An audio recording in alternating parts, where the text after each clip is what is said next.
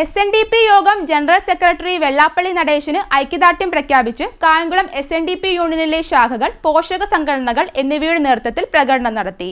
നൂറുകണക്കിന് പ്രവർത്തകർ പങ്കെടുത്തു. SNDP യോഗം ജനറൽ സെക്രട്ടറി വെള്ളാപ്പള്ളി നടേശന് ഐക്യദാർഢ്യം പ്രഖ്യാപിച്ചുകൊണ്ട് കായംകുളം SNDP യൂണിയനിലെ ശാഖായോഗം, വനിതാ സംഘം, യൂത്ത് മൂവ്മെന്റ്, പെൻഷനേഴ്സ് കൗൺസിൽ, വൈദിക യോഗം എന്നീ പോഷക സംഘടനയുടെ ഭാരവാഹികൾ നേതൃത്വം നൽകിയ പ്രകടനമാണ് നടന്നത്.